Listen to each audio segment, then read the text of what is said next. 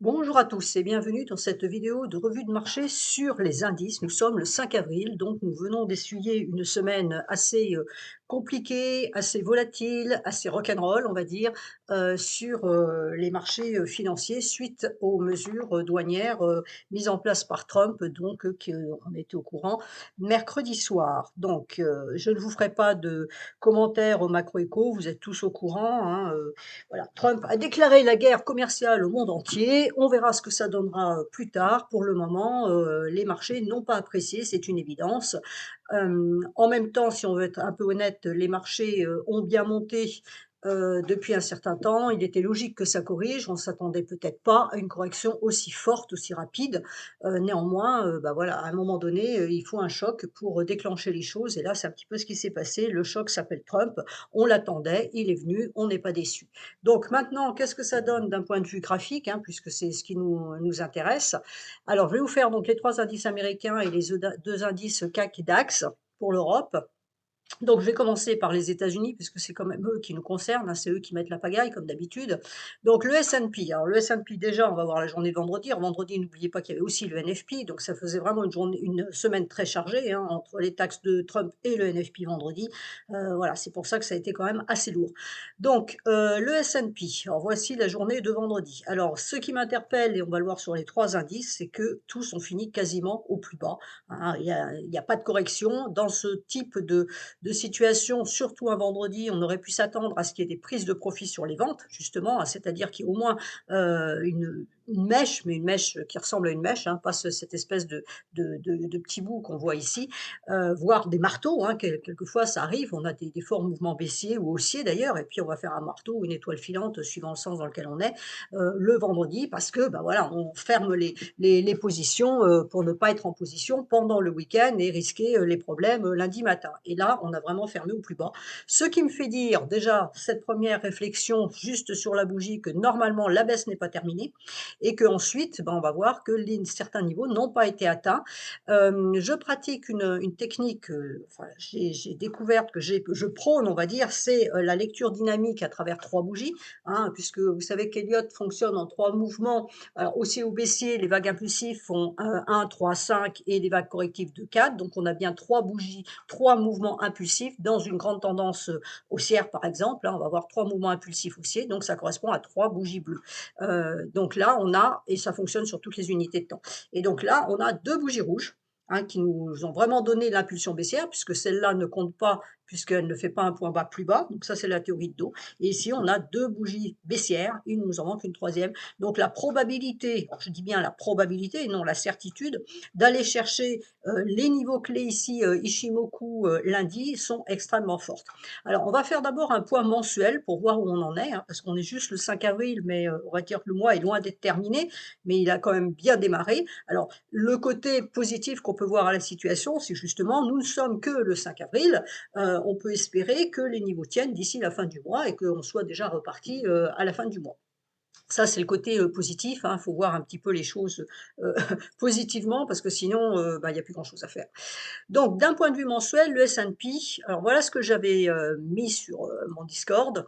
On a tenu ici la Tenkan, donc mensuelle, à la fin du mois de mars, hein, ça c'est la bougie mensuelle du mois de mars, donc on n'avait pas d'alerte sur la tendance. C'est-à-dire que la tendance haussière était là, hein, elle était bien présente et on n'avait pas d'alerte baissière. Et puis là, on a commencé par monter, vous voyez qu'il y a la petite mèche et on est parti fortement à la baisse. Donc maintenant, c'est baissier, on ne peut pas dire le contraire. Le prochain niveau, il est ici, c'est pour ça que lundi, il reste encore, enfin lundi pour la semaine prochaine, on va dire, il reste encore du potentiel baissier parce qu'il faut aller chercher ce niveau-là.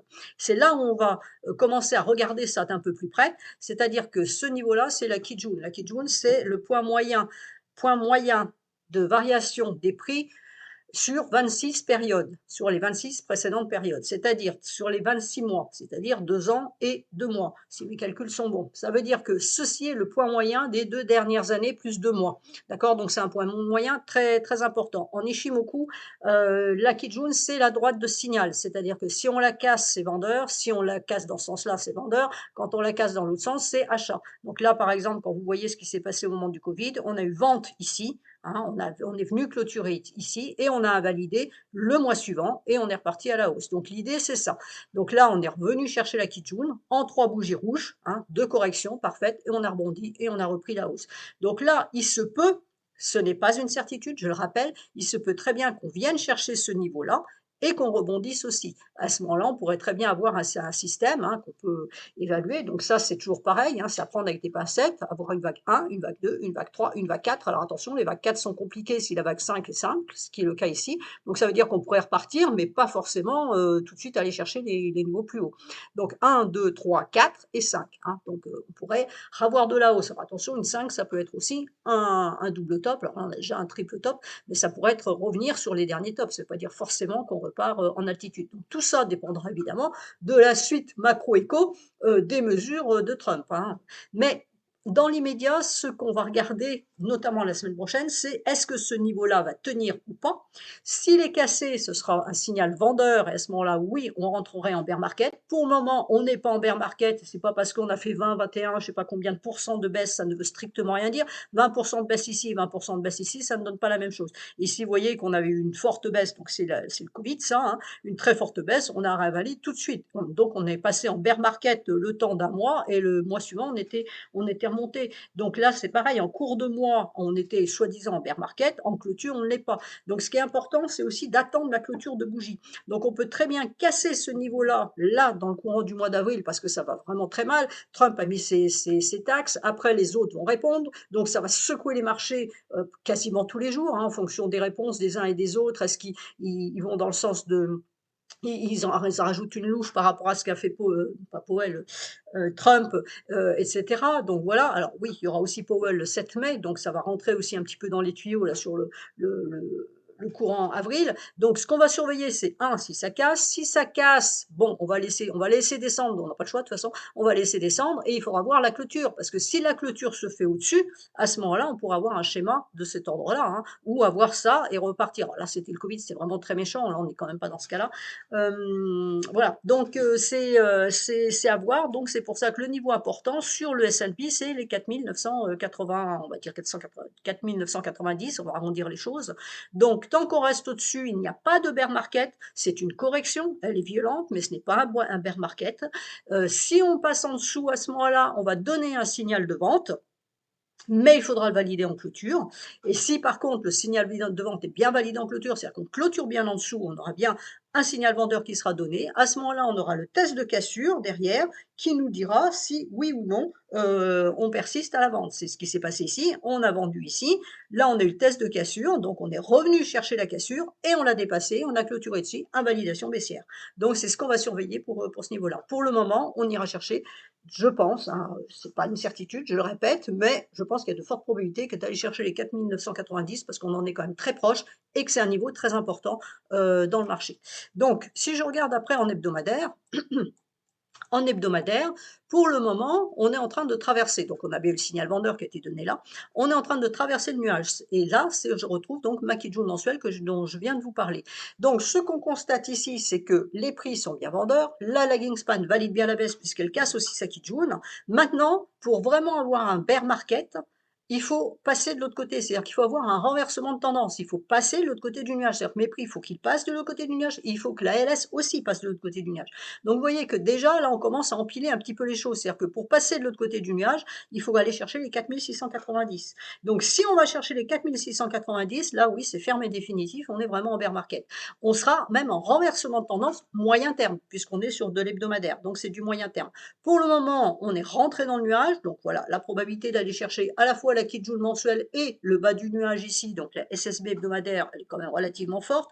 On aura un deuxième niveau ici à 4920, on va dire, qui correspond ici. Vous voyez, ici, on va donc avoir un niveau assez critique aussi, hein, voilà, qui correspond au haut du nuage, donc qui pourrait freiner la lagging span hein, sous forme de support, et puis ce niveau-là qui pourrait donc freiner les prix. Donc là, on va avoir une double zone, 4987, 4924. Si on enfonce ça, et ben à ce moment-là, effectivement, ça va être vraiment baissé, c'est-à-dire que la baisse pourrait se poursuivre. Donc ce qu'on peut imaginer aussi, c'est que là on est à moyen terme, ce qu'on peut imaginer, c'est qu'on vienne chercher chercher cette zone-là la semaine prochaine. Alors, est-ce que c'est lundi, mardi, est-ce que c'est en clôture vendredi? On verra en fonction des statistiques qui vont tomber. Et puis on peut rebondir, hein. C'est-à-dire que comme on aura une forte vente, là, quand même malgré tout cette bougie-là, elle demande correction, on va dire. Donc puisqu'on a une forte vente, à ce moment-là, on pourra avoir un rebond sur ce niveau-là. Mais attention, ce rebond-là ne signifiera pas forcément que, ça y est, les choses sont réglées et qu'on repart dans l'autre sens, hein. On peut aussi rebondir à ce niveau-là et s'installer dans un espèce de range, dans cette zone-là, ce qui voudrait dire ça correspondrait, pardon, à, voilà, des négociations, hein, entre les différents pays, et les États-Unis pour régler, ces problèmes de taxes, d'import-export et donc ça pourrait être de la volatilité qui s'installerait ici avant potentiellement de reprendre un peu, d'altitude. Et donc, si on se place à court terme, bah, à court terme, voilà, hein, donc aller chercher, donc j'ai une bougie rouge, deux bougies rouges, il m'en manque une troisième pour aller chercher ce double niveau. J'ai mis une extension Fibo ici pour avoir les concordances, hein, et on voit bien que, bah voilà, en ce niveau-là, en plus, on a les 1,382 qui se situent ici. Donc, on va dire que la concordance quand même commence à être assez forte pour qu'on aille chercher cette zone-là la semaine prochaine. Et après, on verra ce qui se passe. Ensuite, donc je passe au Nasdaq. Donc le Nasdaq, là, c'est plus violent, évidemment, hein, parce qu'on a les GAFAM dedans, alors le S&P aussi, mais sur les 500 entreprises, on va dire que c'est un petit peu plus dilué que, que sur le Nasdaq. Donc le Nasdaq, même chose, bah, très vendeur. Donc on a la Kijun mensuelle, c'est le niveau à aller chercher. D'accord? Il faut aller chercher ce niveau-là, donc je pense que ça va se faire. Donc je ne recommence pas le discours que je viens de vous faire, hein, c'est la même chose. Ici, on a une alerte baissière, alors vous voyez que c'est très propre. On a eu l'alerte ici, test de cassure de la Tenkan, on est parti à la baisse. Donc maintenant, on a un double niveau ici, hein, à 17 062 et 16 590. Si on casse ce double niveau, c'est baissier. Et attention, parce que contrairement au S&P qu'on vient de voir, où il y avait du soutien sous la lagging span, ici, il n'y a absolument aucun soutien avant le niveau qui est ici, les 13 650. Alors attention, quand je dis ça, je ne dis pas que le Nasdaq va à 13 650, ce n'est vraiment pas ce que je dis simplement qu'il n'y a pas de support. Alors maintenant, avec la théorie de dos, on a un support qui est ici, hein, donc qui tombe ici. Donc ici, c'est vraiment la zone à surveiller, la zone à travailler, voir si ça passe ou si ça passe pas. Si on clôture au-dessus, ben, même chose, test de cassure, et si on tient au-dessus, ben, en dessous, pardon, ça restera baissier. Ensuite, en hebdomadaire, alors en hebdomadaire, ça a été violent puisqu'on a clôturé en dessous du nuage. Alors l'ALS, elle a du soutien ici, donc hein, en hebdomadaire, donc ça pourrait freiner. Vous voyez que c'est entre le niveau ici de SSB hebdomadaire et la Kijun mensuelle qui est ici. Donc je pense qu'on va aller chercher. En plus, quand on met une extension Fibo ici, ça correspond à 382. Donc on a vraiment toutes les planètes qui s'alignent pour nous dire qu'on devrait aller chercher ce niveau-là. Ensuite, on a un deuxième niveau ici à 16 590. Et ensuite, on a encore un niveau majeur ici à 15 736. Donc, aller chercher toute cette zone n'est pas impossible, hein. Ça peut, voilà, ça voudrait dire qu'on fera encore une très grande rouge, donc c'est peut-être pas ce qui peut se produire. Peut-être qu'on va simplement descendre dans la semaine ici, corriger avant de descendre plus bas, ou on n'ira peut-être jamais chercher ce niveau-là. On n'en sait rien à l'heure actuelle, on ne peut pas savoir ce qui va se passer. La seule chose qu'on peut faire, c'est surveiller les niveaux et agir en fonction. Donc là, normalement, je veux dire, on devrait aller chercher ce niveau-là, quitte à rebondir, hein, c'est-à-dire que la LS finalement remonte au-dessus du nuage en fin de semaine, voire que les prix remontent à l'intérieur du nuage, qu'on fasse une correction pour soit repartir à la baisse, soit repartir à la hausse, en fonction des différents événements. Et donc en journalier, voilà, en journalier, donc j'avais suivi, j'avais tweeté le Nasdaq pour dire qu'il avait juste atteint ce niveau-là. Et puis, ben voilà, entre le moment où j'ai tweeté, donc hier soir et le moment et ce matin, donc le marché n'avait pas encore clôturé quand j'ai tweeté et ça a enfoncé. Donc ça, c'est vraiment mauvais. Clôturer comme ça un vendredi avec une telle bougie et clôturer en dessous du nuage weekly quasiment sans mèche, hein, il y a pas de prise de profit, là c'est vraiment minuscule, c'est vraiment, on aurait dû, si le marché avait poussé jusqu'ici, logiquement, on aurait dû au moins remonter dans le nuage. Juste clôturer ici, ça voudrait dire qu'on aurait correction au lundi. Là, c'est vraiment très mal parti. Sauf très très bonne nouvelle dans le week-end, hein, admettons que Trump change d'avis. Bon, ça c'est l'utopie totale, mais après tout, on ne sait jamais. Avec lui, on ne sait vraiment rien du tout. Donc, est-ce que est-ce qu'il va changer d'avis et puis, ou il va assouplir les choses ou que sais-je? Je sais pas, les négociations avec, notamment l'Europe, hein, voir ce que ça va donner, ça va tout se faire ce week-end, donc c'est pour ça que c'était très dangereux d'être en position, vendredi, de rester en position vendredi et donc là, à ce moment-là, effectivement, lundi, on peut très bien avoir un rebond parce que tout d'un coup, il y a quelque chose, de bien, qui s'est passé. Donc voilà, à surveiller, hein, donc le niveau ici, les 17 560, tant qu'on est en dessous, c'est baissier. Dans l'idée, aller chercher les 17 062, voire les 16 591 à terme. Ensuite, nous avons donc le Dow Jones pour terminer. Alors, le Dow Jones en mensuel, lui, il est allé chercher directement sa Kijun, ça n'a pas fait un pli, voilà, il y est, hein. Donc, il est sur support. Donc, est-ce que ce support tient ou pas? Voilà, ça va être la question. Donc, le niveau à surveiller ici, c'est les 38 381. Tant qu'on est au-dessus, c'est bon. Si ça casse, bah, c'est vendeur. Et vous voyez que la LS, pareil, n'a pas de soutien, hein. Donc, on peut descendre vraiment très bas. Donc là, on est au mois d'avril. Donc voilà, elle peut descendre jusqu'à 34 100, hein. Alors, on a un autre niveau juste avant, à 34 517 qui peut bloquer. Mais voilà, on n'a pas de soutien, donc si ça casse, on aura un signal vendeur, sans support ici, donc ça peut descendre vraiment, aussi, très fort. En hebdomadaire, donc la Kijun mensuelle. Donc ce qu'on peut constater, c'est que on a le nuage en dessous qui n'est pas très loin, c'est pas la même chose, hein, on n'a pas les 3 bougies rouges, donc on peut faire une troisième rouge pour aller chercher le niveau des 37 716, voire ici le niveau des 37 035 et puis après on verra. Et donc si on se retrouve de l'autre côté du nuage, hein, je rappelle, ça sera renversement de tendance de moyen terme, ça veut dire on sera en tendance baissière officiellement, c'est-à-dire en bear market. Hein, là, vous voyez que donc ça, c'était en octobre de 2023. On est descendu ici, on a repris immédiatement. Un signal vendeur qui a été donné, on est reparti immédiatement. Donc, il faut voir si là, on aura le même système ou pas. Et donc, en journalier, voilà, la clôture. Alors, on est venu chercher pile la Kijun mensuelle et rebond, hein, puisque c'est un niveau qui est fort. Donc voilà, on a clôturé légèrement au-dessus. Donc on va voir ce qui va se passer. Est-ce qu'on enfonce ou pas? Alors, on verra, on voit aussi qu'avec l'extension FIBO, on a les 1,382 qui sont exactement sur la Kijun mensuelle. Donc là, on a aussi quelque chose de très fort, hein, puisque c'est un ratio FIBO non négligeable, on va dire, qui se trouve exactement sur ce niveau-là. Donc c'est un niveau qui est fort. Donc est-ce que ça va suffire à provoquer un rebond ou est-ce qu'on va avoir poursuite de la baisse pour venir clôturer en fin de semaine au-dessus de ce niveau-là? C'est aussi possible. Donc c'est vraiment un niveau clé, les 38 381, c'est un niveau clé et le suivant, c'est le bas du nuage à 37 716. Si on le casse, eh ben, ça sera vraiment vendeur puisqu'on passera de l'autre côté. Alors je passe maintenant aux indices européens. Donc on va faire le DAX. Alors le DAX, qui tenait bien, hein, il tenait bien, même par rapport aux autres indices, il avait vraiment tendance à continuer à booster à la hausse, mais là, je crois qu'il a quand même compris que, la hausse n'était plus à l'ordre du jour. Donc pour le moment, le DAX, contrairement aux Américains, hein, qui sont proches de leur Kijun, le DAX ne donne pas d'alerte baissière. Donc son alerte baissière en mensuel, hein, j'entends, sera donnée sur cassure d'un Tenkan. Donc pour le moment, à 20 257, donc attention, je suis sur l'indice, hein, FX là, la Tenkan pour le moment fait soutien, donc on va voir que ça n'a pas été atteint, hein, même hier, ça n'a pas été atteint. Donc pour le moment, nous n'avons pas d'alerte baissière sur le DAX. Oui, ça baisse, on ne va pas dire le contraire, mais d'un point de vue technique, il n'y a pas d'alerte. Donc, si on casse ce niveau-là, ça sera alerte baissière. Donc, alerte, c'est pas baissière, c'est alerte de fin de tendance potentielle, hein. On va mettre tous les mots dans la phrase, c'est-à-dire que on a eu une hausse, et là, ça veut dire que potentiellement, ma hausse se met en pause ou pourrait se renverser. C'est la cassure de Tenkan, c'est ce que ça veut dire.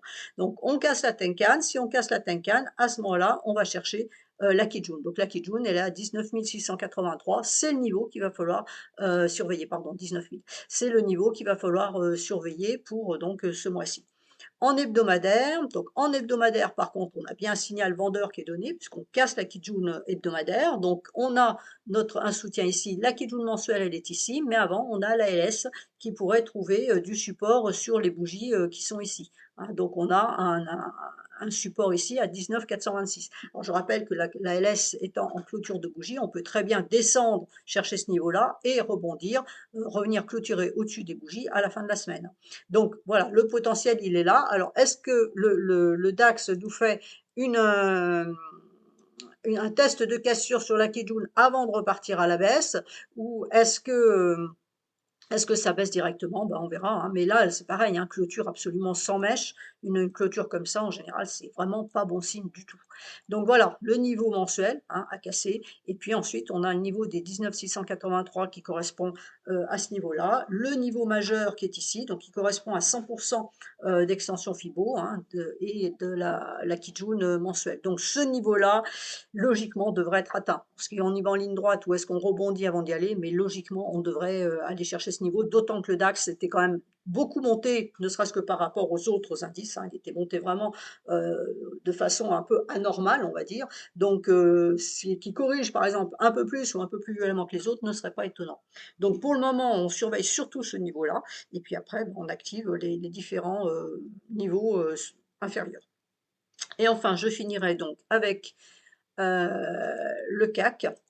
Donc le CAC en mensuel, alors il nous avait quand même fait un double top, hein, donc on avait quand même des signaux comme quoi il y avait un petit problème dans le marché, hein. On avait eu nos 3 bleus ici correctives et on a eu, c'est plus qu'un double top, c'est un double top parce qu'on a un top ici, un top ici, mais ici on en avait déjà 3. Donc vous voyez qu'on avait moins le CAC manifestement n'avait plus du tout la puissance d'aller au-dessus des 8 000 points. Donc on est parti à la baisse, donc signal vendeur qui a été donné d'un point de vue, mensuel. Donc là on a atteint un niveau qui est ici, donc on va voir si ce niveau-là tient ou pas. Il a été cassé quand même vendredi, donc on va voir, hein, ce qui se passe lundi. Mais normalement, on devrait pouvoir aller chercher les 6 966 sans trop de problèmes. Est-ce que c'est ce mois-ci? Je pense, hein, comme c'est parti là, je pense qu'on peut aller chercher ça et puis éventuellement rebondir après. On n'a que 2 rouges, donc une troisième rouge, un troisième mois baissier, ne serait pas à écarter. Donc, en hebdomadaire, voici le premier niveau qui a été atteint, hein, donc on a tout cassé. On a cassé la Kijun, hebdomadaire. On est passé à travers un twist de nuages, hein, donc il y avait un passage faible ici, le CAC est passé, tout droit et puis là, on s'est arrêté là. Donc je pense qu'aller chercher des 6 966 qui sont juste en dessous, là, alors on a ici, on en a 2 petits niveaux, hein, donc voilà, 6 955 on va dire, est tout à fait, dans les, probabilités. Et donc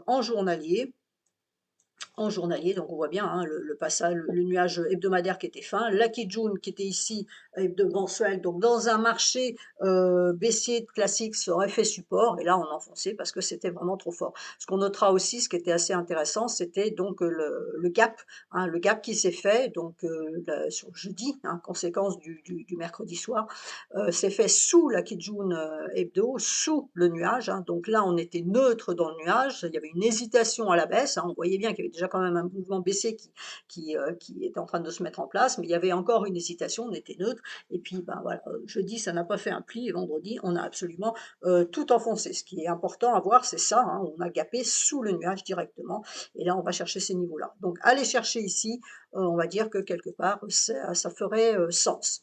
Voilà, je vous ai, tout expliqué, pour ceux qui ne connaissent pas Ishimoku, je vous invite à venir découvrir, sur mon Discord dont vous trouverez le lien en dessous, de cette vidéo et bah, nous guidons, mon associé et moi, nous guidons les traders, pour l'apprentissage du trading avec Ishimoku qui est quand même extrêmement précis, hein, comme vous pouvez le voir, même dans les catastrophes, on va dire, hein, ça marche extrêmement bien et nous, donnons des conseils par rapport à ce qu'il faut faire ou pas dans ce genre de situation. Voilà, je vous souhaite à tous une excellente semaine.